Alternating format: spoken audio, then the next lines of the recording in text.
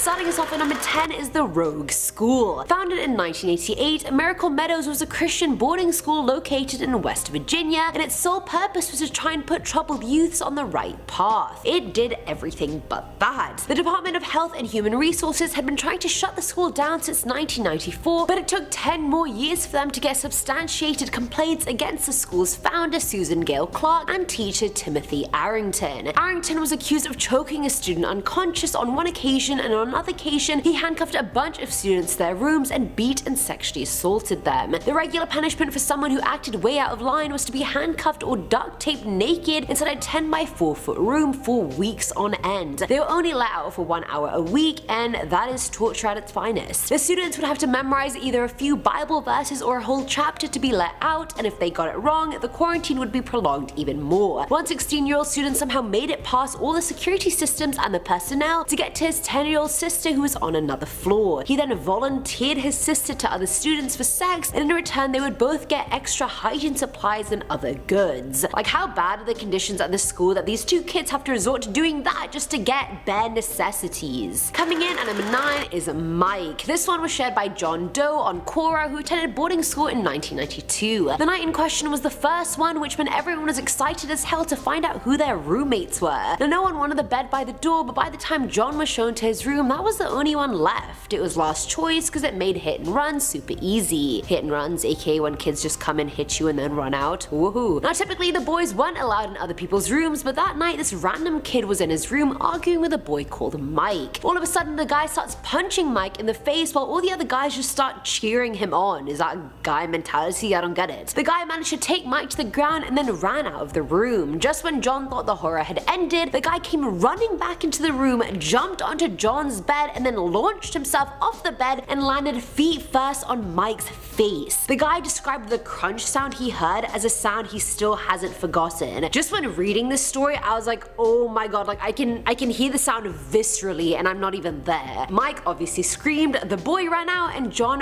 rushed to him. He asked if it was bad, and John was just looking at his face. His nose was completely flattened and bent to one side. His face had multiple fractures, 2 black eyes, blood pouring from absolutely every orifice he had. After being treated, they found out Mike had fragments of bone in his sinus and was permanently disfigured. At number 8 we have On Red Shirt. New Beginnings Ministries is a girls' boarding home for troubled teens who need to find their way back to God. Their headmaster Bill McNamara described it as a place where girls restored their broken relationships, got on the right track academically, and walked with God. Jeannie Marie decided to send her 17-year-old daughter there after she was sexually assaulted while on a jog and started acting out afterwards. The mother assumed it was a discipleship program sort of thing in a safe place, but boy was she wrong. The daughter shared how the students used to sneak letters to their parents between the pages of hymnals, but after someone snitched, the girls got it bad. Bill put the girls in isolation cells, but the daughter got the red shirt treatment. That involved standing in the corner of a room facing the wall for 10 hours a day with 3 breaks a day, 2 for the bathroom and 1 for praying. Since she had UTIs and menstrual complications, there'd be times she was put on red shirt and would just be standing there dripping blood, not being able to do anything about it. She was monitored by 2 older students that would chaperone her bathroom visits. The students weren't allowed to talk to each other every Friday from 6 to 9 p.m. and weren't allowed to contact their family for the first month and no one for at least 6 months. Even the number of toilet paper squares they used was managed. That's micromanaging on a level I didn't even know existed. She attempted suicide while she was there, as did many of the other girls, in order to just escape the torture. Filling at number 7 slot is Anonymous, shared by an unnamed individual on Quora. This experience occurred back in the 80s at a boarding school located in a huge city in one of the western states. 14 years old and in his first year, this guy was abused by his 40-year-old history teacher who was secretly a serial predator. Before the abuse started, the teacher started grooming the boy by taking an extra special interest in his work and repeatedly inviting him over to his house for dinner, which, hello, inappropriate as hell. Now, during one of these dinners, he insisted the boy come to bed with him, where he proceeded to force himself on him, and when he was done with him, he just instructed him to go back to his dorm. Too scared to tell anyone at the school, he kept it quiet. He didn't even tell his parents during Christmas break, and the next semester he just didn't take any classes with the man. After leaving the school, he had bouts of depression and became an alcoholic, and actually never had sex with a girl or guy after the abuse. Now at number 6 is water torture. The Hafsiba House is a Christian reform boarding school for troubled girls located in Winona Lake, Indiana. The school was an imitation of the Rebecca Home for girls, created narrated by strict radio evangelist Lester Roloff. Navy veteran and former student Al-Khafsiba Karen Glover described a bowel and bladder torture that the students had to go through. She said they were given bran and then forced to drink a lot of water during breakfast and then were not allowed to use the toilet till lunch. This wasn't even a punishment or anything, it was just to remind the girls who had the power and who was in charge. Despite supposedly trying to reform her, Karen was so traumatized after her experience at the house that she became a drug addict and a sex worker after leaving. On the frequently asked questions page of the school's website, one of the questions is literally, are students spanked? Like, why is that one of the most frequently asked questions you get? It also details how students have to write to both their parents and pastor weekly and are allowed one phone call a month. A month? Are you kidding me?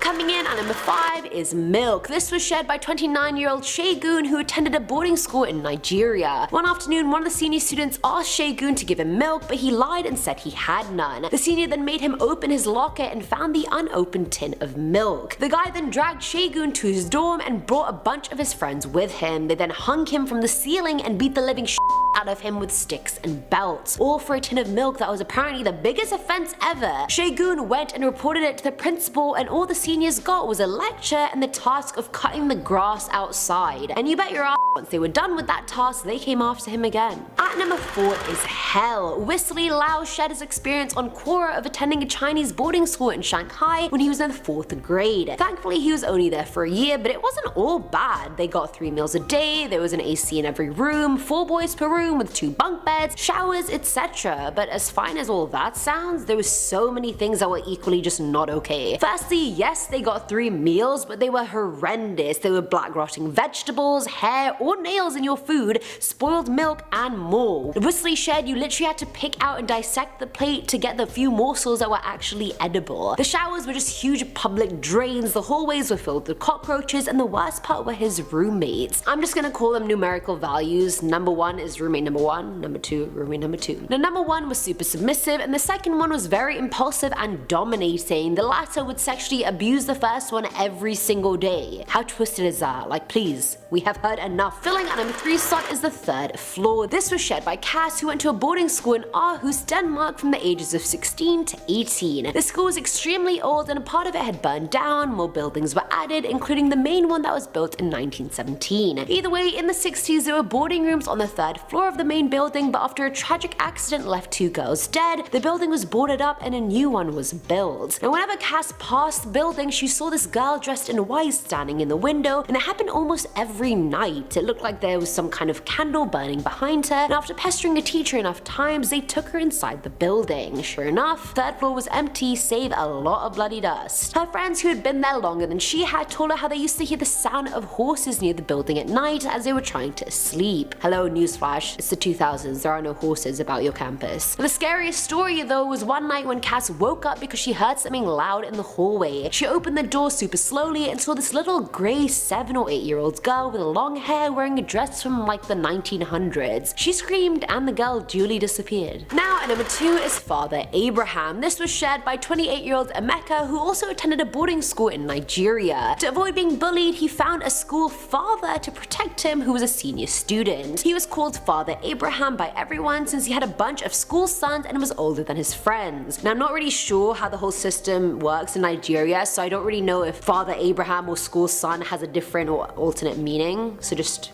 bear with me. Now Emeka thought since he was a senior and liked him, the other seniors wouldn't touch him, but he was very wrong. Father Abraham began to routinely Emeka, telling him he was his favorite and that he loved him the most and to not tell anyone. Well, turns out, years later, one of Emeka's friends told him that Father Abraham had a lot of victims, himself included. Little did Emeka know he was actually part of like a ring of abuse. And finally, at number 1 is Alcatraz. During the 50s, 9-year-old Judith Oakley spent 9 years at the isolated Upper Chine School for girls located in the Isle of Wight. These days, the professor has a fridge magnet that lists some of the rules enforced in the high security prison known as Alcatraz. While telling the journalist, Judith shared the school was exactly like Alcatraz. It was on an island so you couldn't escape. The dorms had metal beds and 1 tiny side table, and you were only allowed 2 of your own personal items, aka it was a cell. If you weren't eating dinner during dinner time, then you had to have your hands on your lap, and if they're on the table, you would get slapped. Judith's father contracted polio and passed away, and since she was on the island, she had had no idea at all. She only found out he was sick after he'd already died. Less than an hour after her mum had told told her Judith got slapped by a matron as she said, "Your daddy has died, I know that, but you're to stop crying at once. You know that you're not to make any noise after 7 p.m. They made her stop mourning because it was inconvenient. 60-year-old Judith claimed that after that she never cried in public again. Starting off at number 10 now, we have El Paso High School.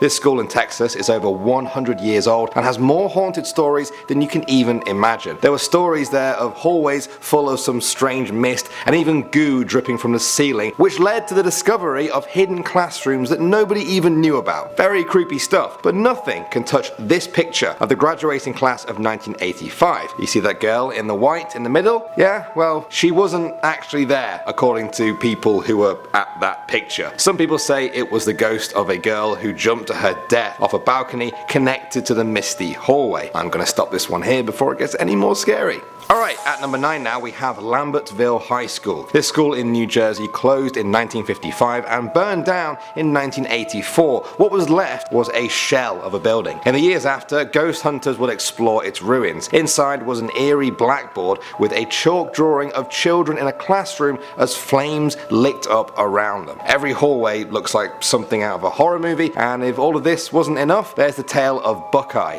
the ghost of a student who apparently broke his neck playing football and died. He then haunted the school and was said to deliver the same fate to anyone who mocked him. No thank you. Alright, at number 8 now we have Lincoln High School. This South Dakota school opened in 1965. Not too long ago, but enough time to build up a lot of ghost stories. There's been reports of disembodied footsteps, jangling keys, doors opening and then slamming all by themselves, and perhaps the most creepy of all, reports of a 10-foot tall man in a trench coat floating 6 feet off the stage floor and then just fading away like creepy ghosts do. The fear got so big at one point that 3 students actually made a ghost documentary about the school. It's well worth a watch if you're interested in seeing more. Coming in at number 7 now, we have Pocatello High School in Idaho. This school made headlines in 2014 when creepy surveillance footage seemed to show a spirit walking through the hallways at night, quickly followed by all of the lights flashing on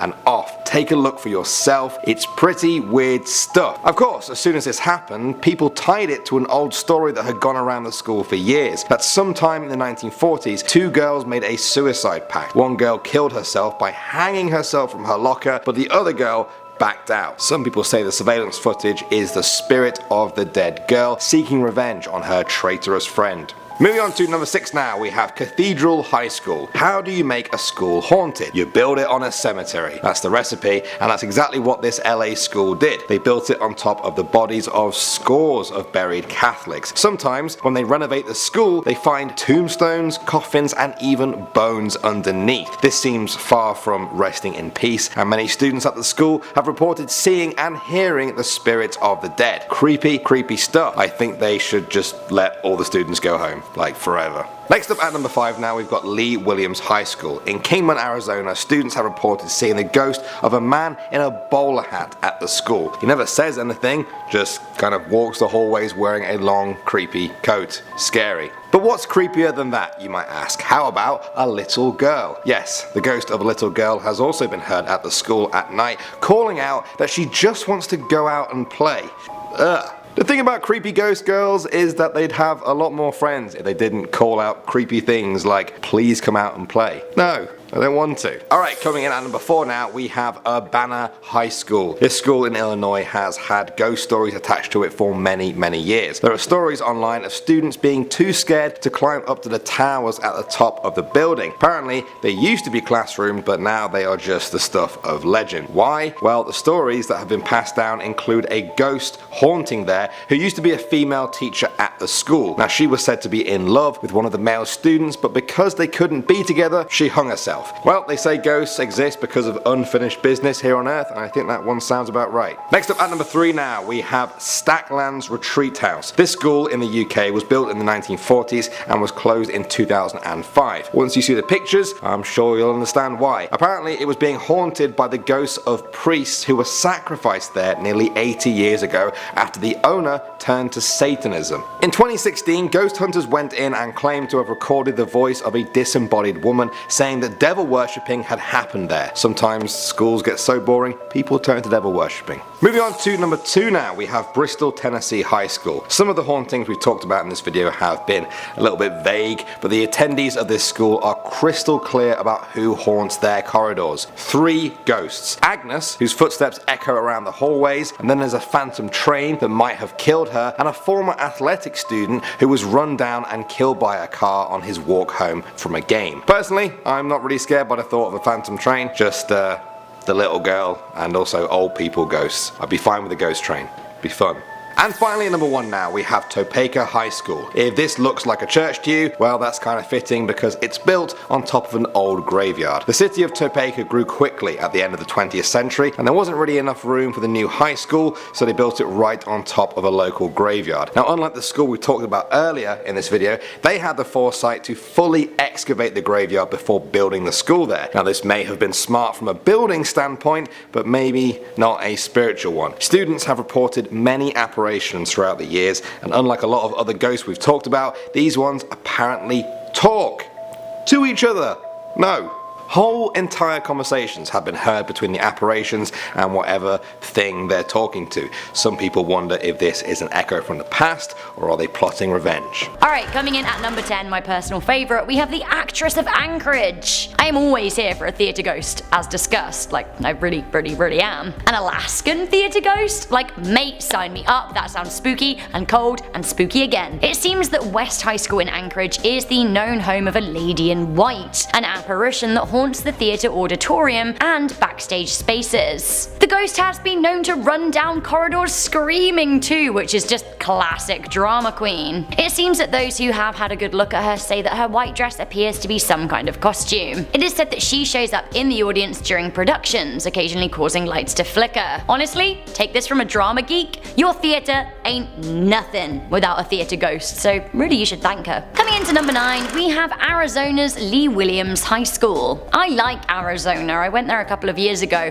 and I thought it was really cool, but I guess it is a bit of a spooky place. It's quite historic. Now this is actually a newish school in the States and very new compared to a lot of schools on this list, but it has a history. This school is built on the site of 2 former schools with a very haunted reputation. Now the first was Mohave County Union High School, which prior to that was built on the site of an old pioneer village. See where I'm going with this? During the remodel for the new school, graves were found on the grounds and they were seemingly from an old cemetery. It is said that a number of bodies were exhumed and removed to build the school's foundations, which has only disturbed some of the old spirits. Yes, the school has erected a memorial stone for the 350 settlers who were buried underneath the property, but that isn't enough to settle them down. It is said that women in prairie outfits and men in old-fashioned clothing have been spotted watching on at sporting games. For now they haven't done anything, but will they? If any of you go to any of these schools, by the way, please do let me know in the comments section down below, because you can, like, you know, verify this for me. I want to know the answer to this. What is in room 428 at Ohio University? Find out at number 8. Ohio University, well, it actually has it all going on really. It's built on an ancient burial ground, it's a former insane asylum, it's surrounded by cemeteries. I mean, what else could we add? The building is already your absolute classic horror movie trope. The campus is said to be haunted by a plethora of ghouls, as you would expect. However, the most enduring legend is the legend of room 428. It is said that in the 1970s, a woman became as if possessed. She was shouting and screaming and acting crazy, and then, oddly, she fell to her death. What room did she fall from? Room 428 of Winston Hall. After her death, the room was reportedly so haunted, so scary, that it has been permanently sealed. You can't go there. Or can you? Okay, next up we have a ghost caught on camera at number 7. It's Cleveland High School. Hello Cleveland. Love me, Rebecca, over the water here in Canada. Okay, so have a look at this picture and tell me what you see. Raise your hand when you see it. There? Behind the fence? You got it? Yes, me too. This image was taken on a cell phone by Marcella Davis, who was photographing her nephew at football practice. Innocent. It seems though, when she looked at her phone afterwards, she seems to have snapped a ghoul. Now this ghoul is wearing what can only be described as a suave pink 1970s suit. Like, Cool. If you can only haunt in one outfit, I really think you want it to be that outfit. Like, absolutely amazing. I would be literally Devo if I died in like lounging clothes or slacks. I want to be a ghost in a power suit, obviously. Does anyone watching go to Cleveland High School? Who is this chic creep? I love them. They're my new idol. A ghostly school in a ghostly town, we are taking things to the Lone Star State at number 6 as we talk the 6 Mile Cemetery. 6 Mile Cemetery in Lalano County is a well-known location of local paranormal stories. At the edge of the cemetery sits an old schoolhouse which has been restored for tourism. Local lore says that a number of children were actually killed there by a mad school teacher. Whatever happened, it's said that the spirits of the children and even some teachers alike haunt the spot. Before it was removed,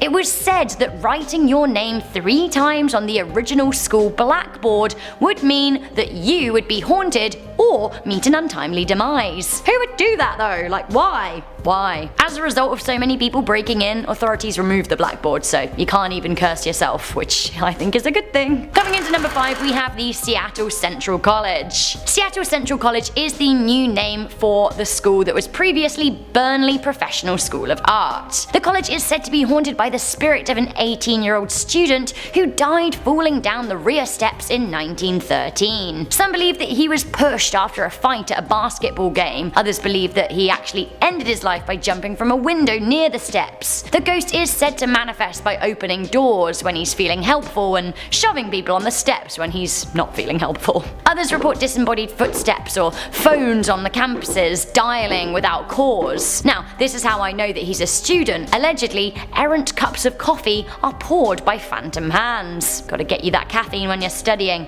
It's important. Coming into number 4, we have Ithaca College. Ithaca is a private liberal arts school in Ithaca, New York that was established in 1892. Plenty of time for a spooky ghoul or two to attach itself to the hallowed halls, right? Well, yeah. I found this alarming story on Reddit and I want to read you a little edited version. This is what they wrote. I asked my friend last night if he had ever seen a ghost or anything like that. He told me that when he went to Ithaca around 15 years ago, he and a friend and 2 girls were on their way to a party. They were at a part of the campus that was very old and had old Gothic style architecture. He wanted to emphasize how big this building was to me. He said that there was a corkboard on one wall, a single solid piece that was around 40 foot long and unbroken. He said that while the other people were talking, he just couldn't stop looking at this part of the hall. He just kept on staring at it in the room in the distance behind. He found himself fixated. He said he felt colder than he'd ever felt in his entire life, and suddenly he was paralyzed to the point that he could not even breathe. He was overwhelmed with feelings of dread and terror. He was in a full-blown panic because his friends seemed to not notice that he had been standing there and not moving. He thought this would go on forever. After a while, he finally summoned the strength from deep within to break free. When he did so,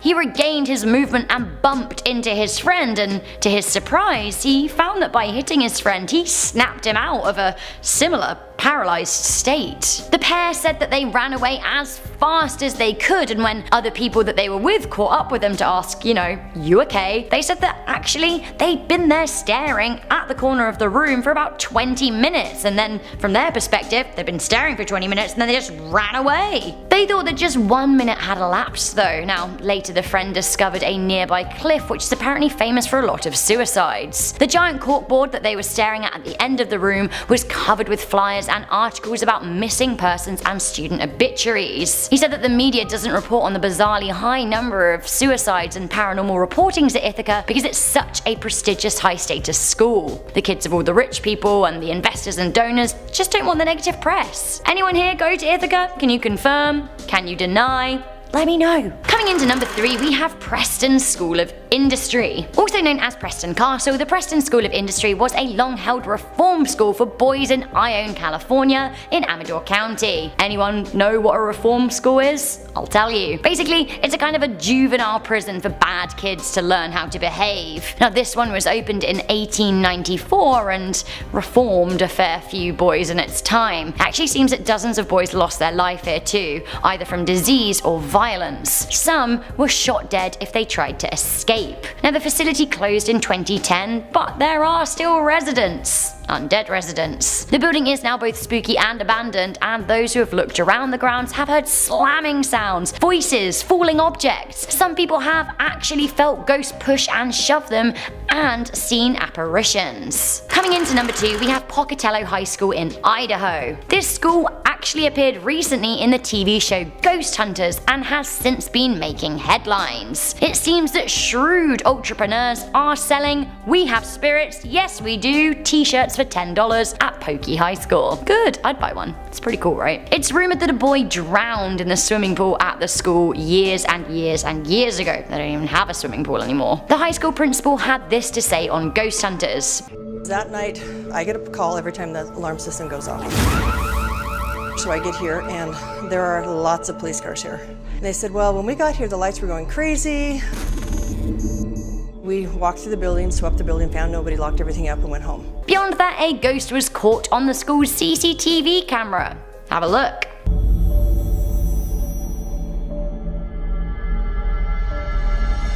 Ghost, right? It seems that the hall is very much haunted, although I don't want to step on the episode of Ghost Hunters. If you haven't seen it, go ahead and watch it. It's pretty spooky. Do you go to this school? Let me know. Coming into number 1, unsurprisingly, we have Gettysburg College. It makes a lot of sense, right? Seeing as, you know, the college is physically beside a historic battleground. Some of the rooms of the school were actually used as a field hospital too, so housed the dead and dying. For those of you watching internationally that don't know, Gettysburg in Pennsylvania was the scene of a massive battle in 1863 between Union and Confederate forces during the Civil War. Now over 7,000 people officially died on each side, but thousands more went missing and scores and scores of people were injured. Now the oldest building on the campus, Pennsylvania Hall, dates back to 1832 and is said to be riddled with ghosts. They don't just stay in the old building either. Lost and wandering souls are seen all over the college grounds. 2004 graduate John said, "Everyone here has had their own ghost story. Like during everyone's time they're here, as in students or teachers, they have some kind of experience with a ghost or a weird occurrence or something." Starting us off at number 10 is The Woman. This one was shared by Amelia Danielle, who said she was sure she lived in a haunted dorm room during her freshman year. She had no roommate and lived on the 5th floor, yet she would always hear knocking on her window in the middle of the night.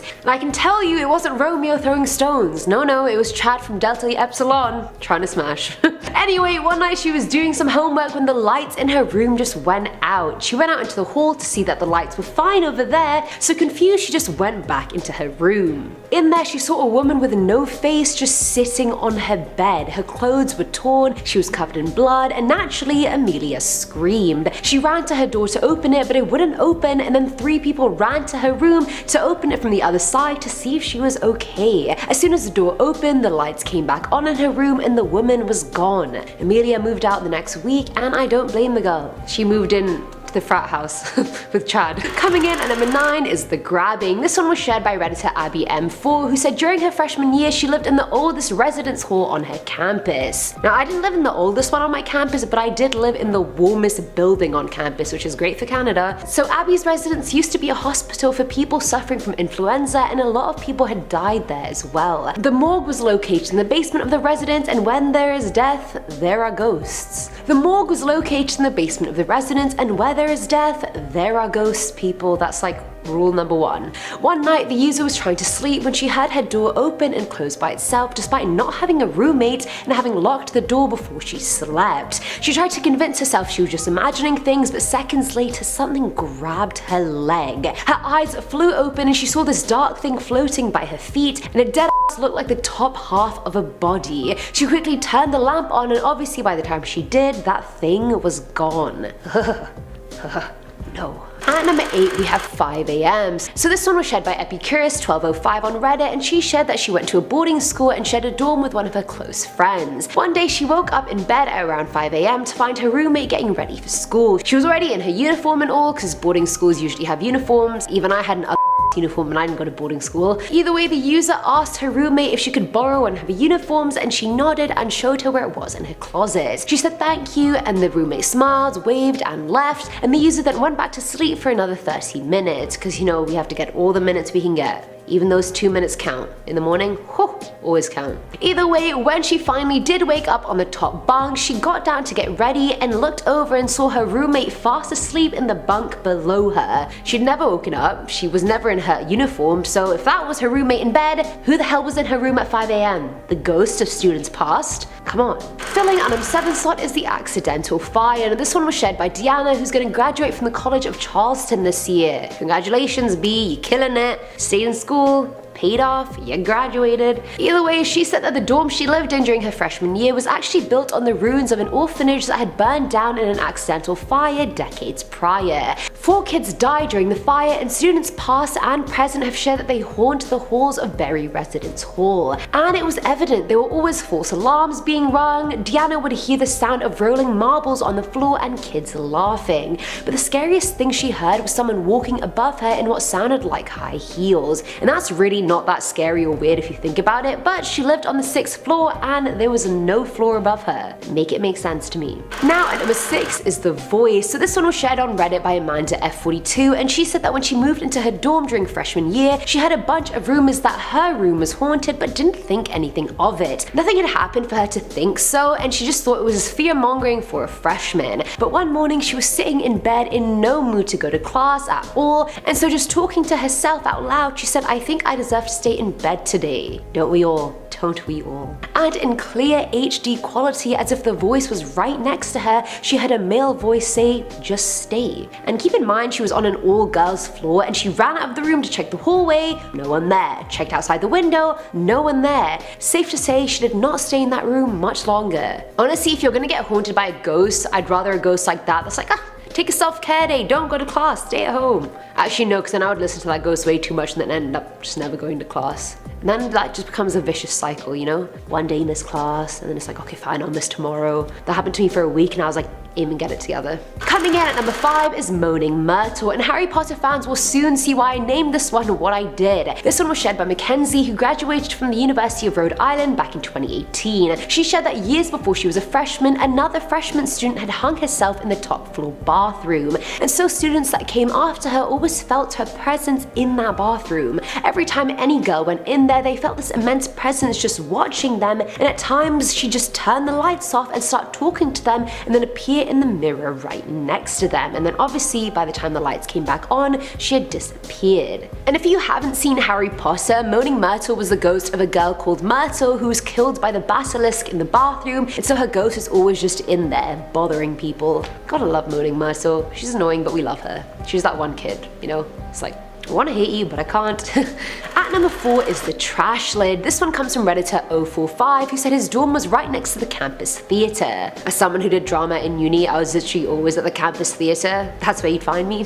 Anyway, rumour had it that a guy had hung himself in the theatre 20 years prior and never stopped haunting it after that. The dorm's doors and windows would constantly open or lock on their own, but the worst incident happened to the user's dorm neighbour. She was just sitting in her room one night and heard the lid of the trash can outside hit the wall repeatedly. At first she was like, is there a drunk person outside? A homeless person on drugs outside? Like, what's going on? She looked out the window and saw no one there. Every time she got up to go to the window, the noise would just stop, so she was like, screw this, I'm gonna investigate. The next time she heard it, she went outside and the lid just dropped to the floor, from being mid-air to just dropping to the floor. This happened 4 more times before she had a full-blown panic attack, and honestly, I don't blame her. It would have taken me 2 times for me to have a panic attack personally. Filling on a 3 slot is The Opening. This one was shared by Redditor Yingnan, I don't know if I said that right, but who said that this story happened to their friend. During the 2nd semester of freshman year, an opening at an on-campus house had become available, and so he moved in. The user would always be there all the time, and weird things would happen. Kitchen drawers would just get flung open, curtains would flutter when the air was dry as hell, and every other day the other 2 roommates would wake up at 3 AM because of a random camera flash in their room, when there was 100% no one else in their room, and they were sure their doors were locked, so who could have even gone into either of their rooms and taken a picture? Either way, it turns out an upper year student had lived in the room before the user's friend, but he had committed suicide in the 1st semester, and that's why the opening became available to begin with, and I guess the spirit of the student just never left. This kind of hits home for me because I feel like I went to U of T and there's literally, I want to say at least 5 students committing suicide every year on our campus, and it's absolutely horrible. School, the system, it's failing us all. Now at number 2 is the Mimicker. This one was shared by Reddit user Pawn Capricorn, who said she lived in a 70-year-old Catholic all-girls school dorm. One day her friend Ellie was walking down the corridor and she saw her friend Katie come out of the bathroom. Now she was 100% sure it was Katie and she'd already started walking away, so Ellie didn't even bother catching up to her. Well, later that day, Ellie finds out that Katie's at home with her parents for the week and hasn't been at the dorm for 3 days. And this wasn't even a rare occurrence. Apparently there's a spirit that lives in the school that loves mimicking people who live there just to mess with people. Imagine a ghost that can transform itself to look exactly like people around you, like who are your friends? How would you even know one day if you were talking to the ghost or your actual friend? Like, Katie, is it you? Or is it not you? Can I put my hand through you or not? That's a test. If I put my hand through you, you're not Katie. Imposter. And finally, at number 1 is Jenny. This one was shared by Leah, who said during her freshman year, she lived at the sorority house on campus, and there was a legend about a girl called Jenny within that house. Apparently, Jenny was a child who had died in the house before it was bought by the college and turned into a sorority. The girls in the house had a ton of stories involving Jenny. They'd wake up screaming with scratches all over them, furniture would constantly be moved out of place, and it was just a lot to deal with. During Leah's first night there, she was in bed talking to her roommate, and all of a sudden the two heard a massive crash. They both ran to the bathroom to find all the toiletries on their shelves thrown all over the bathroom. Lipstick was smeared on the mirror, the shower water was running, and none of it made sense because no one else used that bathroom but them two. It was like their designated bathroom. And okay, humor me, say a gust of wind just came through the bathroom window and knocked the toiletries over. It would have been strong enough to somehow carry the lipstick to the mirror, open it, smear it, and then let it drop to the ground. Like, wind is not that strong, people. Starting us off at number 10 is the dryer. This story utterly horrified me. I don't even know what to say. This one involves the Dozier School for Boys located in Marianna, Florida, and this school was already known for the horrible abuse the students underwent during the 50s and 60s. Now, on paper, the state boarding school was meant to be a place the boys could go for not only education but rehabilitation as well. For the 11 years it stayed open, the school became notorious for the abuse, torture, rape, and murder of its students. 55 unmarked graves were found on the grounds, and around 100 deaths were documented at the school. Last year, during pollution cleanup, a further 27 graves were identified, which I mean is ridiculous. In my entire high school career, only 2 people died. Either way, a former student started speaking out about the abuse and got the nickname the White House Boys. One of them, Roger Kaiser, shared that he saw a dead student fall out of the dryer, that the staff had put him in one of those large dryers and killed him. Jerry Cooper, another White House boy, shared that he was beaten with a leather strap in his bed and that the first blow literally sent him 1.5 feet off his bed. Coming in at number 9 is the headmaster. A.N. Wilson was sent to Hillstone School located in Worcestershire at the age of 7 years old, although some students were a lot younger than that. The school's headmaster, Rudolph Barber Simpson, was a sexual sadist, and his wife was also a monster. Anytime she found out that Rudolph fancied one of the students and had sexually abused them, his wife would punish the student with torture techniques like force-feeding you your least favorite food till you vomited, push you into the pool before you could swim, or even lock you in a cage, the same cage that usually had rabbits and guinea pigs in it to show prospective parents. A 70-year-old man literally broke down after reading Wilson's article because he had attended the school 10 years before he had. At the start of the school holiday, his mom had found blood in his underwear and rushed him to the doctor, only to find out that he had been raped by who else than Rudolph himself. Another boy at the school had suffered from bouts of depression after going to the school and eventually admitted Rudolph routinely assaulted him, and he later committed suicide in his early 20s. At number 8 we have the Tsar. Back in June of 2012, journalist Whit Shepard exposed Peter Hindle, a former maths teacher at Massachusetts Deerfield Academy. Nicknamed the Tsar, Hindle was well loved by the students when he really shouldn't have been. Whit was a student at the boarding school from 1979 to 83, and it was during his second last year when he fell prey to Hindle's predatory ways. At first, it was just a few innocent back rubs offered by the Tsar, but it wasn't long before things became highly inappropriate and sexual. Hindle waited till Whit was 18 before he started abusing him, and the worst part was the teacher would even shower with the grade's football team in their small locker room after practice. Like, hello, someone arrest this pedophile. Filling at number 7 slot are the isolation boxes part 1. The Midwest Academy in Iowa was the stuff of nightmares. Former students shared how the staff would keep the students in tiny concrete isolation boxes for days or even weeks at a time for punishment. Inside, they would have to sit in the exact same position in silence and get little to no food as motivational recordings were repeatedly played. Emily Beeman shared that you would literally just sit there banging your head against the wall and you could never even sleep because the girls in the other boxes would just be screaming the entire time. The only reason Emily got out of the box is because she cut herself with a bottle cap and begged EMTs to take her anywhere else. Another former student, Lauren Snyder, said the recordings would turn up so loud when she was in there that the speakers would just make a loud screeching sound, and it got so bad she eventually tried committing suicide by tying a sock around her neck. The only thing the girls could look forward to were their bathroom breaks from the boxes, which were also still few and far between. Now at number 6 are the isolation boxes part 2. I honestly read so many horrible accounts of what happened to these students at this academy that I genuinely wanted to give it 2 parts because I feel like they deserve it. Rachel Atkinson was put in the box and she refused to run during gym class, and by the time she was released from it 2 weeks later, she had lost a whopping 20 pounds. So just imagine how little the staff actually feed these students. When students were behaving well, they could eventually rank to level 3 in points, which meant they could help the staff surveillance the boxes. Sean McCarthy rose to that level and said the worst thing he ever saw was one girl cutting her finger and drawing on the walls with her blood before pissing on the floor. And the torture at the school went beyond the boxes. There was sexual and physical abuse between staff and students, and the Southeast Iowa jury finally found former boarding school director Benjamin Train guilty of abusing his students. So I mean, there's justice there, but not for all the students who are still having nightmares about their experiences till this day. Coming in at number 5 is Talking to Girls. This one made me quite sad just because of how young the boy in the story was. This story took place back in 2014 on Valentine's Day at Abundant Life Academy located in Caroline County, Virginia. 3 life coaches and a director punished a 14-year-old boy for simply talking to a girl since the academy had a rule about not talking to them. The 4 men literally chase him and tackle him down to the ground while beating him, and there's literally a video of this on CBS 6 and I watched it. To my horror, I recommend you guys don't. They then took to waking him from sleep every 90 minutes, all of which was apparently the punishment written down by the academy for an instance like this. The 4 employees were charged with mob and assault, but after striking a deal with the Commonwealth's attorney, they only pleaded guilty to simple assault. This is actually disgusting. These are 4 grown-ass men ganged up on this tiny 14-year-old boy. Other accounts of abuse include making the boy stand in a swamp for long periods of time.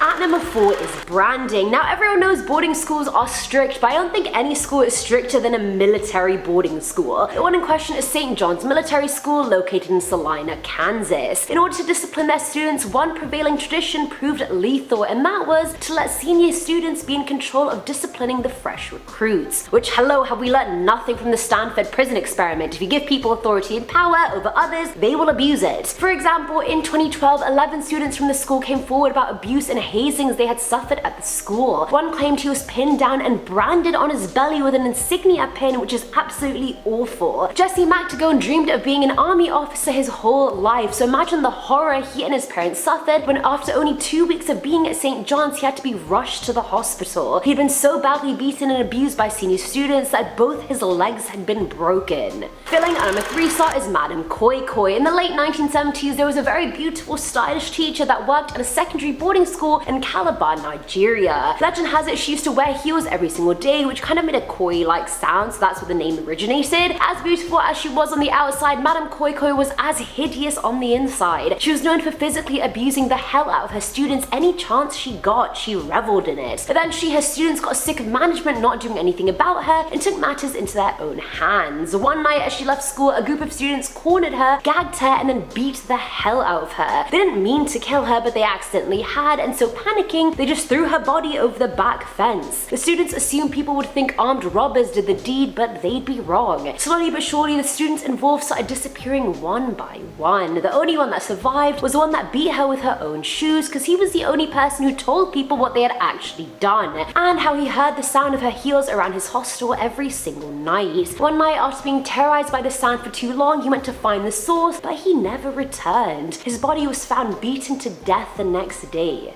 Now at number 2 are American residential schools. At the end of the 1800s, around the end of the American Indian Wars, the US government was trying to find a solution to their quote-unquote Indian problem. Despite them coming and taking the land from the Native Americans, like there is no Indian problem, there was a colonization problem, and the colonizers made damn sure to disenfranchise the population as much as possible. The US government were baffled that Native Americans were somehow here first, and problematically so still wanted their land. What a shock. Their solution was to kill the Indian in them and save the man, aka force assimilation into the culture, and that came in the form of residential boarding schools. Native American children were taken from their families by force and sent to schools miles away from their homes in hopes that there would be no cultural preservation. At the school, students weren't allowed to express their culture at all. That meant not speaking a single Indian word, not wearing long hair, and not even using their given American Indian names. They literally brainwashed these kids. Billy Wright, a Patuan Indian, was one of those students. When he went home, his grandma spoke to him in Indian and he didn't understand anything she was saying. When he told her his name was Billy, she said no it wasn't, and he said that's not what they told me. Can you imagine how brainwashed you have to be to not even know your name isn't Billy? They didn't even educate them properly, whether it was maths or English. They would just teach them carpentry and housekeeping so they could never do more than just that. And finally, at number 1 are Canadian residential schools. I don't think I could have made anything else take the top 2 spots because the amount of abuse, heartbreak, torture, and more that the First Nations people of Canada suffered while residential schools were a thing is absolutely horrifying, and there really aren't enough words to describe how sorry I personally am for that happening to them and to all the Native Americans. Canadian MPs have done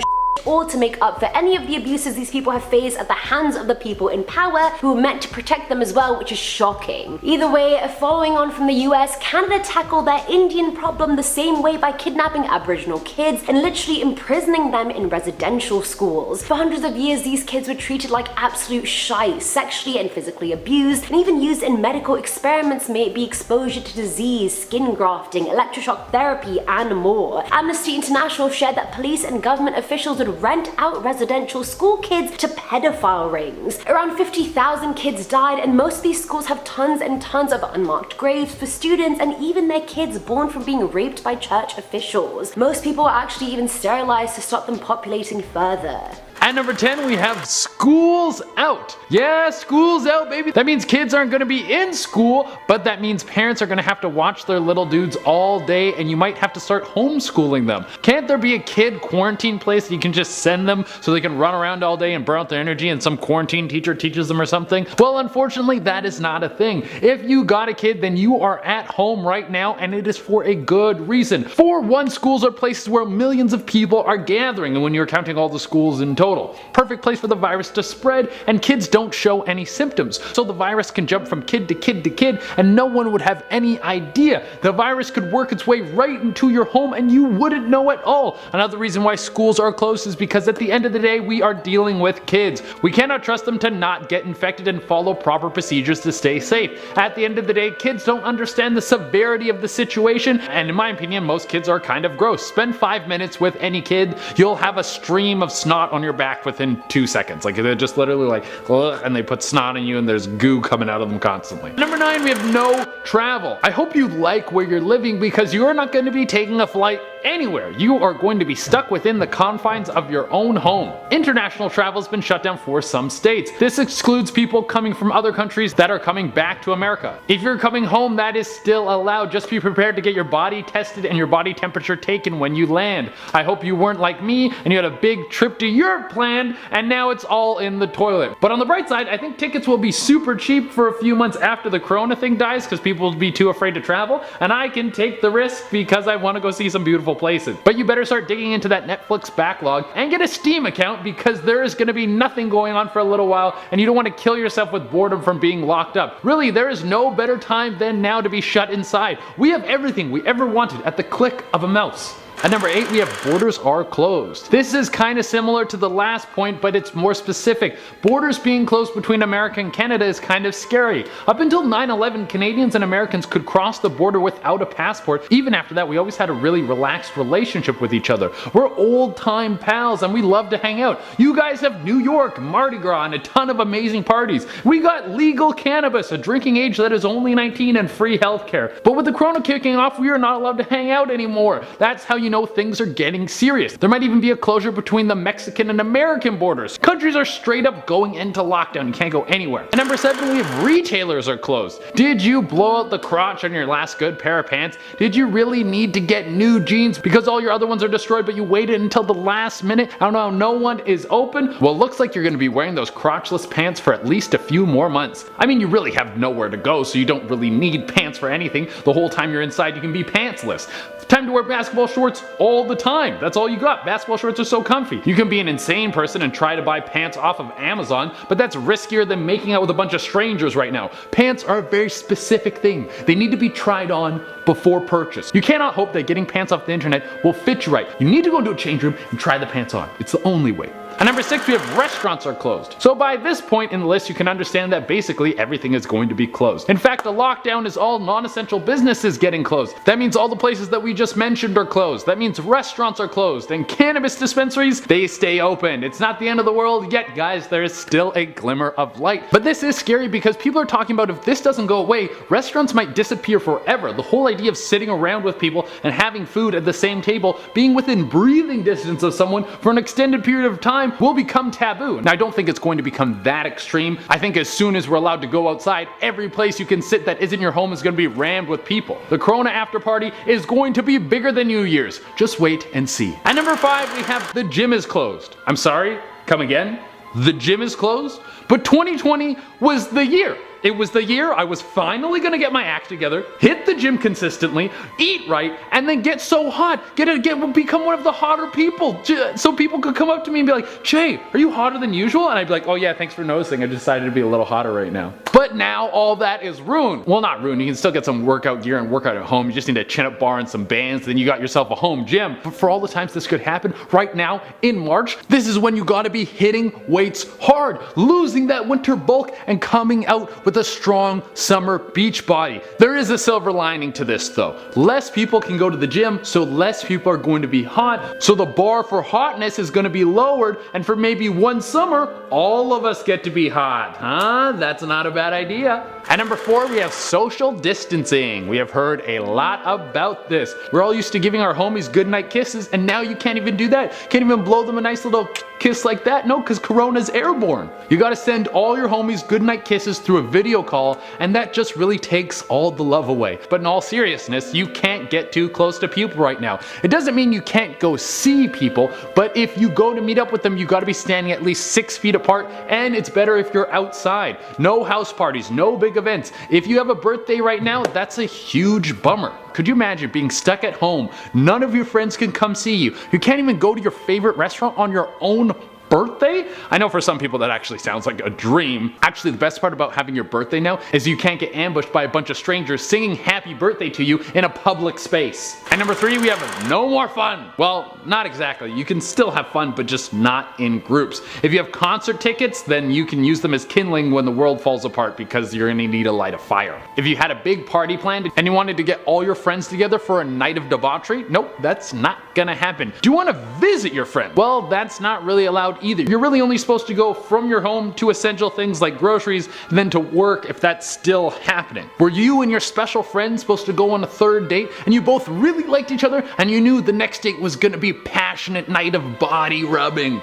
Well, then you better keep it in your pants because there's no way you're making out with someone without being at high risk of transferring or catching the coronavirus. Smooching of all sorts is put on hold until we get our act together and beat this thing. For the most part, we live with people like family members or a spouse or roommates. If you live alone and you can't meet up with anyone, you should start a buddy system with somebody. Some people you can call to make sure that you're safe and you can make sure that they're safe. Maybe if you know someone else who lives alone. And you can talk to these people so you at least don't lose your mind living by yourself for a month straight. You need to see some people. At number 2, we have canceled all non-life-threatening medical appointments. Did you need to get your eyes checked for new glasses? Did you have a weird rash on your leg and it's not that bad, it's just kind of gross? Do you have a little bit of body ache? Well, all those things are going to have to be put on hold for now. There is a good chance if you have any appointments with the doctor, they are canceled. This is for multiple reasons. Healthcare professionals do not want to get sick. They want to reduce the amount of people they have to see, so they reduce their chance of catching the virus. Also, they're coming in contact with people who have the virus, so they don't want to spread it. It's better off you stay at home with your bad eyesight and not catch the virus than the alternative, which is coming in for a new pair of glasses and leaving with pneumonia. And probably the biggest reason why doctors can't see you right now is because unless your condition or injury is life-threatening, then there's just more important things to deal with in this pandemic. Also, as a side note, you probably want to avoid hospitals right now. For the number one spot, we have don't go to work. This sounds nice. You don't have to go to work, especially when the government is saying you're not supposed to go. There is zero guilt on skipping out. You just have to stay home, enjoy the downtime, and catch up on all your favorite books and movies. But then rent day comes around and you have no income coming in, and then the bills keep coming, and that's not how things are supposed to work. Something's going to happen when people are locked inside and unable to make income, and then they have to cover their expenses at the same time. The government will have to step in some way or another. They will either need to freeze rent or give people money, or preferably both. I want some money and less bills, that would be nice. If they don't do this, there's a good chance that there will be a rent strike. And if people don't have enough money to eat, then things will get very scary. There's no chance that people will politely starve to death. As much as some of us hate our jobs, they are the key in society that keeps this economic beast moving, and without that, everything starts to fall apart, and then we ride motorcycles and whip people with chains and eat human flesh. And either way, I'm kind of fine with it. We're going to jump right into those by starting things off with our number 10, which is colouring in neatly. Now, I'm not talking about really small kids. Obviously, colouring in is fun for them, and it teaches them how to hold a pen and a pencil. It's fine. But I distinctly remember being like 14 years old in my geography class and being told off because I didn't colour in the map neatly enough. Like, who cares? Since then, I've never had anyone in my life ask me to colour in something neatly, and I probably never will. And if they did, I'd probably fail at it because I'm still really bad. Coming in at number 9 now, guys, we've got long multiplication and long division. Everyone I've talked about this seems to have been taught a different but equally complex method for breaking down big numbers in a way that would just never happen in the real world. And the teachers always say the same thing, like you have to learn this because you won't always be walking around with a calculator in your pocket. But in the past few years, everyone seems to have one of these, a smartphone, which acts as a calculator for everyone, and it also lets you go on YouTube, so it's like the best calculator ever. On to number 8 now, guys, and we've got Latin. Now, Latin is quite useful if you want to learn some European languages like Italian or French or Spanish, and Roman numerals help you know which GTA game you're playing, but generally speaking, Latin is a dead language, and there's almost no need for kids to learn it these days. Unless Romans all come back from the dead, in which case, hail Caesar, I'm sorry for what I just said, teach me some Latin. Alright, coming in at number 7 now, guys, we've got the mitochondria is the powerhouse of the cell. Now, don't get me wrong, guys, some biology is very important to learn. It's important to learn about the human body and diseases and evolution and genetics, but then there are some things that we really don't need to learn unless we're actually going to become a biologist and actually use that. And shut up, just shut up. The mitochondria is the powerhouse of the cell seems to be that one fact in biology that every school kid has to learn, but nobody seems to actually need in their lives after school. I will forget my own name before I forget that the mitochondria is the powerhouse of the cell. Next up at number 6, we've got spell checking. Now, don't get me wrong, I think it's important for everyone to have a decent level of spelling, but the truth is 99% of the writing we do these days is either done on a computer or a phone. And that means we don't have to spell check every single last word we write, and a computer can do it all for us at the end, and they can do it a lot better than humans can. Now, you could definitely argue that that has made the world a lazier place, but the inescapable truth is that we might not need spell checking taught to kids anymore. On to number 5, and we've got the Dewey Decimal System, and if you don't know what that is, it's the 140-year-old classification system for books in a library, developed by Melville Dewey, and a lot of school children have been taught how it works over the years. It did work really well for a long period of time for libraries to sort their books into different categories and for people to find those books. But in today's modern world, libraries will either let you find the book you want using cataloging computers, or you can just look it up on their website before you even leave the house. Coming in at number 4 now, we've got the backward roll. Now, you guys probably learn a lot of things in physical education, often called PE, but I'm pretty sure a backward roll might have been the most useless of them all. Now, I can see the practical application for doing a forward roll. Maybe you want to escape a fire, maybe you're doing a sports celebration, or maybe you're just pretending to be an action hero. But really, why would you need to learn to do a backwards roll. Just turn around and do a forwards roll. It's a lot quicker and easier. To be fair, I do personally suck at doing backwards rolls, but that's not the point. The point is we've got the forward roll, so let's just stick with that. That's enough rolls for anyone. At number 3 now, we've got the iambic pentameter. Now there are a lot of things that I might not have needed to learn in my English class, but I'm just using the iambic pentameter as a good example of a pretty useless one. Freedictionary.com defines a pentameter as a line of verse consisting of 5 metrical feet. When put together, iambic pentameter may be defined as a line of verse consisting of 5 metrical feet where each foot consists of an unstressed syllable and a stressed syllable. I honestly spend hours and hours of my time at school looking over examples of that in Shakespearean sonnets and poetry, and I can honestly say the only thing I took away from it was that it was pretty useless. Don't get me wrong guys, I really like learning a lot of things in English at school, but personally I feel like kids should be taught more about the messages behind works of literature than simply just counting syllables on a piece of paper. But then again, I'm just a guy in a video. At number 2 now guys, we've got Pythagoras' theorem. Now remember earlier when I said that everyone needs to have a baseline level of mathematical understanding? Well, this isn't one of them. This theorem states that the sum of the squares of the lengths of the legs of a right angle is equal to the square of the length of the hypotenuse. It's basically a fancy way of working out the properties of a triangle if you know some of the other properties of a triangle. It's one of the founding principles of mathematics, and a lot of people do go on to use this in their jobs and at some point in their lives, but for many more people, they can honestly say that they've never had to work out the properties of a triangle. Like, ever. I've only ever had to use Pythagoras' theorem when I was learning about it at school, and I hope Pythagoras doesn't take that personally. It's just one of those things. We've reached number 1 now, and we've got cursive writing. You guys might know it as loop writing,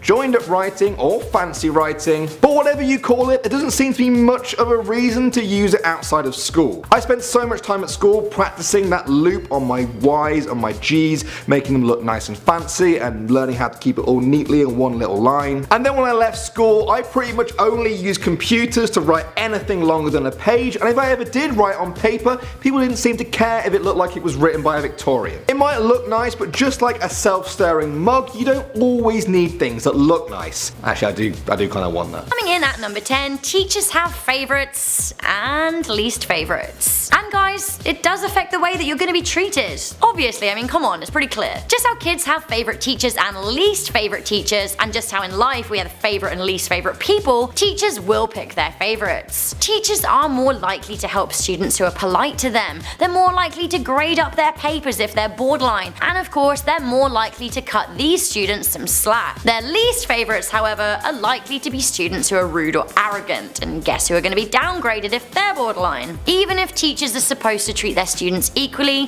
their emotions do come into play. Coming in at number 9, teachers talk about you behind your back. Remember those least favourite students? Well, teachers don't usually keep that to themselves. Also, if they find you an interesting character, they'll talk about you too. It's not always bad kids that they talk about. If you rotate classes, you will have a number of teachers, and they will enjoy talking about you to one another. They'll probably even share stories about you in the staff room. Coming in at number 8, in schools, teachers have drama just like kids. It isn't just you that hates Mr. Fitz. Mrs. Green does too, and whatever, because teachers have staff room dramas too, especially as some of them are wildly different people who have different ways and beliefs on how to do things. Teachers sometimes can't stand one another, but they have to work together, although on the flip side, some of them are dating and they really don't want you to know about it. Coming in at number 7, teachers look up kids and their parents on social media. Yep. You might Facebook stalk people, maybe even your teachers, but they look you up and your parents up too. Curiosity is natural, and finding out that you are actually skipping school to drink in the park or go to the mall is possible with the power of social media. Also, creeping on your parents may go some way to explaining why you are the way you are. Coming in at number 6, schools judge parents as much as the child. Yep, bad kid, bad parents, or so it often goes. If a child never has any food with them for lunch, it's it's probably the parents' fault. Often teachers will keep an eye on a child that they suspect has a parental issue, and then they will decide whether or not to call them in. Coming in at number 5, I really hope this isn't too much of a secret, failing a test isn't the end of the world. I hope that schools do reveal this to kids, because sometimes kids crumble under pressure of exams, and they should know that messing up on occasion really just isn't the end of the world. When you're 40 years old, you probably won't hinge the failings or successes of your entire life on one exam, so relax, chill out. You'll probably get a better grade if you're not feeling stressed anyway. Okay, next. Shh, don't tell anyone, but not doing your homework probably won't affect your grade. This is coming in at number 4. In most schools, your day-to-day homework won't contribute to your grade. However, your essays and test results will. The reason that you're assigned homework is to prepare your brain for the tests and essays that will count, so it's always a good idea to do it. Although you should know a teacher can't fail you for not doing your homework. Ooh, sorry to tell you, but coming in at number 3, your hard work isn't always read properly when it's graded. Teachers are busy. Imagine, they take 5 different classes a day, and they need to grade work from each student in an evening. It's an endless pile. More often than not, teachers will want to get the additional workload done and dusted so they can focus on having a life, because they have one too. The problem is, it does seem a little bit unfair when you spend hours on a piece of work that gets like 3 minutes of attention from teachers just because they want to watch some Netflix. Sad but true, at number 2, a lot of teachers are very unhappy. Teachers kind of have a rough time of it. They're not just working while you're at school, they're there before and after, setting up and tearing down your lessons. Also, then they're marking or preparing for the next day. Most teachers that I know work from 8 AM till 5 or 6 PM, and then they have marking on top of that. They don't get paid that much either, which is a constant bone of contention. Increasingly these days, they also have to deal with violent children, which is very scary, and I guess at the end of the day, sometimes they wonder, is it worth it? Finally, number 1 of our top 10 secrets that schools don't want you to know, big end of year exams are actually proven to be bad for students. There have been a lot of studies that have revealed that end of year exams with big weightings on a student's grade are actually very harmful to them. It turns out that tests aren't always the best way to decipher a person's intelligence, and the system is heavily weighted against those who struggle with anxiety. Hopefully one day there will be a better way to test people in the future. In Finland, for example, there are no tests except for one exam at the end of senior year at high school. Starting off at number 10 now, we have toilet doors. In 2012, a school in Texas removed the doors to its bathroom stalls in order to keep kids safe. McKinney North High School caused a lot of outrage from students and parents, with many of them feeling the true reason for the ban on doors was because of illicit sexual behavior in the bathrooms. One high school student said they walked into the bathroom before and seen girls there with guys, but the school denies it was for this reason. They said it was specifically to tackle bullying and students fighting in those cubicles. Do you guys believe them on that? And if you do you think that's a fair reason to remove the privacy that a cubicle door provides? Next up at number 9 now, we have the word meep. In 2009, the principal of Danvers High School in Massachusetts banned the word meep, made famous by Beaker, who is one of the Muppets. According to the story, students were meeping in disruptive ways in their lessons. Teachers were unable to get them to stop, and so they felt it was necessary to just ban the word altogether. The principal said to the media, "It has nothing to do with the word, it has to do with the conduct of the students. We wouldn't just ban a word just to ban a word." Some people agreed that this was a necessary thing to do, while others said the principal took it too far when he started forwarding emails he had been sent containing the word meep to the police. I can only imagine making the word meep borderline illegal to high school students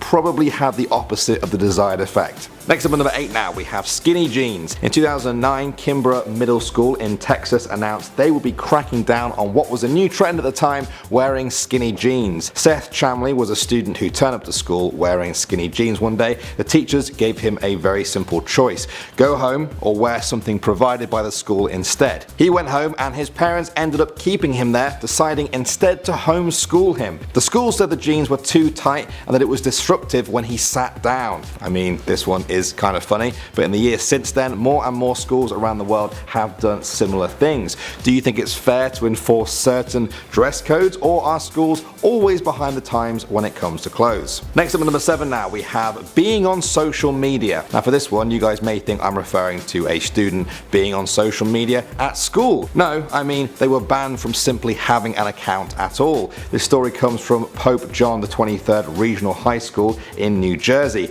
In 2005, the Reverend there held an assembly in which he told students they would have to dismantle their personal pages on sites such as MySpace and other blogs or face suspension from the school. He said he was doing this to protect students from online sexual predators who may use the sites to gain personal information and pictures from the children. If this was the reason, then I guess it's nice that he thought to protect them, but I think it's a totally mental way to do things in this day and age. What would you guys do if your school told you to not access social media at home? Moving on to number 6 now, we have Halloween. In 2013, parents of students across Pennsylvania were very angry at what they saw as a ban on Halloween in schools there. Local school districts had decided children would no longer be allowed to dress up in Halloween costumes if Halloween fell on a school day. Many parents felt it was a worrying trend of schools trying to strip education of any fun at all. Sue Dimoff, whose grandchildren attended Sporting Hill Elementary School, was quoted at the time as saying, "I'm really upset. They want to change Christmas, Halloween. There's no Valentine's Day parties. It's ridiculous." What do you guys think about this? I grew up in the UK where we never really dressed up for Halloween at school anyway, but I would be interested to hear some of our American viewers' opinions on this. Next up at number 5 now, we have Evolution. In 2009, Smith Cotton High School's marching band started selling these t-shirts. The shirt there says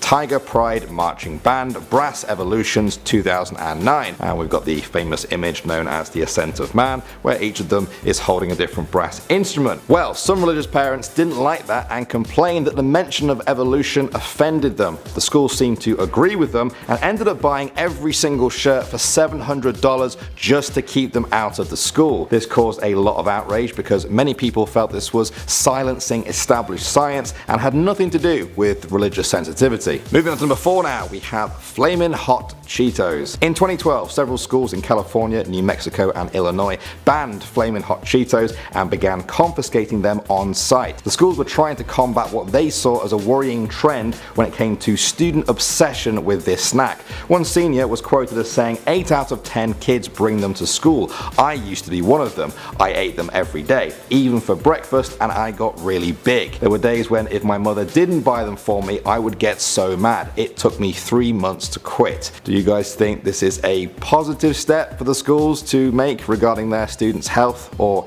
is it totally pointless to ban just one specific brand of snack? Moving on to number 3 now, we have books. If there's one place you didn't expect books to be banned, it's probably a library. I guess if there's a second place though, it's probably a school. Many schools have banned certain books over the years from being on their premises based on their content. There are obviously ridiculous ones such as Harry Potter, which some say promotes witchcraft and dark magic. There's ironic ones such as Animal Farm and Fahrenheit 451. And then there's ones that are still being fiercely debated today, such as The Adventures of Tom Sawyer and Huckleberry Finn. Those books were written when slavery was legal in the US. Some see them as important historic texts to learn from, but others feel the content is just too racist for students. Next up at number 2 now, we have Father's Day cards. Schools in Scotland made the headlines in 2008 when they banned students from making Father's Day cards for fear of embarrassing classmates who lived with single mothers or lesbian parents. Family rights campaigners condemned the policy as absurd and argue that it marginalizes fathers. Local authorities responded by saying that they need to reflect the changing pattern of family life. What got people even more angry though was that Mother's Day card making was still totally permitted,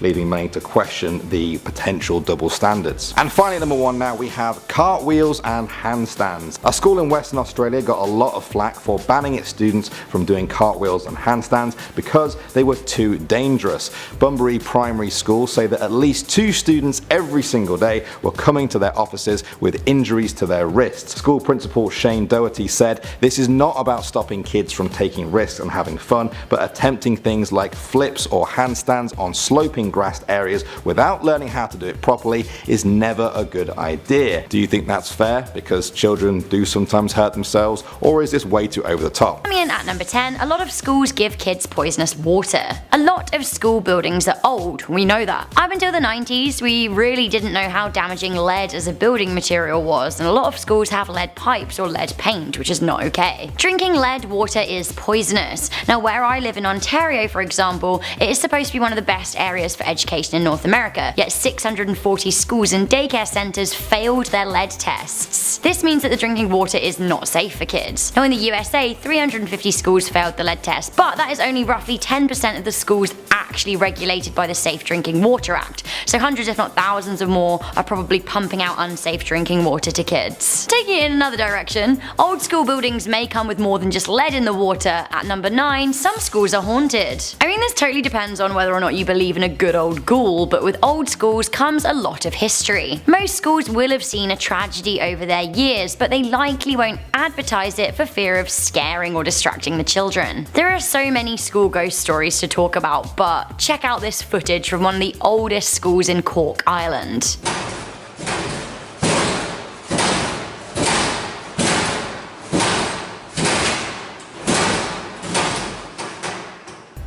Pretty scary, right? Does your school have a ghost? Let me know. Coming in at number 8, meals are worse than prison food. In the UK and the USA, school cafeteria food just isn't the one. Many of us will remember Jamie Oliver's famous crackdown on terrible school food in Britain in 2005. Back then it was revealed that a meagre 37 pence, so under $1, was the daily budget per child in the UK. This year in the UK, the government plans to push through changes to free school meals without a vote in Parliament. This could see 1 million children go hungry. In the USA, school food is also an issue, with a number of sources concluding that prison food is actually more nutritious. It seems that only 1/3 of US schools are meeting the recommended standard for saturated fat in their meals. With that in mind, consider this sad fact. Coming in at number 7, some kids are too hungry at school to learn properly. Teachers are well accustomed to spotting the lower income kids. Some American children, 13 million according to the Denver Post, go to school hungry. Kids from lower income families often rely on the food that they're fed at school being their only meal that day. If the standard of meal that they're getting is actually not great, then they're obviously not going to get enough nutrients that they need at a crucial time in their lives. Hunger affects a child's ability to concentrate and can dramatically affect their grades. Coming in at number 6, the American school system is one of the worst in the developed world. The PISA school ranking systems ranks the education of 76 countries, and this includes affluent first world nations, but also includes developing nations in Africa, Asia, and the Middle East. The United States is 27th on the list of 76, but if we were to only include the first world countries, then they'd be right at the bottom of the list. Right now, the education system in Vietnam significantly outranks the USA. Coming into number 5, teachers have secret lives. Shocker, teachers have lives outside of schools, but some have more interesting lives than others. In 2016, the story of teacher Gemma Laird came to light. She was let go from her position at Bloemfontein Primary School in Durham, England. This was because parents of children at the school discovered that she also worked as a model. Her modelling pictures did include some lingerie shots for a catalogue, and parents weren't happy about it. Although the school were aware, they let her go when it was made public. A similar thing happened in Utah to a teacher, Mindy Jensen. Now, she was nearly fired when parents discovered her bodybuilding Instagram account. I don't know though, teachers can have hobbies too. Coming into number 4, teachers are spying on you. It seems that some classrooms have CCTV. A survey done by the National Association of Schoolmasters Union of Women Teachers in the UK found that 1 in 10 classrooms have CCTV. The General Secretary from the union said that lab rats have more privacy. It isn't just the students that are being watched, it's the staff too. They're constantly under pressure to perform. More and more classrooms in the USA are installing CCTV in order to spot illicit behaviour in the classroom. Also, forget CCTV for a moment. Some teachers resort to good old-fashioned peekaboos. Check out this tweet by Joseph Morales. He said the teacher left the room during a test, so he started sharing the answers. He looked up and she was staring right at him through a panel in the ceiling. Coming into number 3, teachers can hit children in both Canada and the USA. According to a 2016 Huffington Post article, both Canada and the United States are not among the 50 countries that have banned physical punishment of children in all settings. Section 43 of the Criminal Code in Canada says that parents or teachers can use force to correct children as long as the force does not exceed what is reasonable under the circumstances. In the States, corporal punishment in schools is legal in 19 states, but it's mainly a problem in the South, especially in Mississippi, Texas, Alabama, Arkansas, Georgia, Tennessee, and Oklahoma. Personally, I really don't think it's okay for teachers to hit children. Coming into number 2, bad grades can lead to suicides. Suicide is a bigger killer in the United States than murder. Most young people who commit suicide are boys, and the numbers begin to spike between the ages of 12 to 15. A study on suicidal behavior posted on Statista showed that the percentage of people seriously contemplating suicide sharply rises as kids' grades fall. 21% of those receiving D and F grades attempted suicide, and this is compared with just 5.6% of people gaining A grades. A shocking 36% of those with mainly D to F grades admitted to suicidal thoughts. Are schools doing enough to tackle this issue? Many people say no. Finally, coming into number 1, some schools in the UK are reportedly terrorist training grounds. If the right-wing UK tabloids are anything to go by, the UK is speckled with terrorist training grounds masquerading as schools. In 2007, Jamia Islama Islamic School in Kent was closed down after being exposed by anti-terror cops. The hate preacher Abu Hamza was said to have held terror training camps in the school grounds in the 1990s. Obviously, the media went wild with this school, but it did raise a lot of issues and concerns about academy schools in the UK and what exactly children are being taught.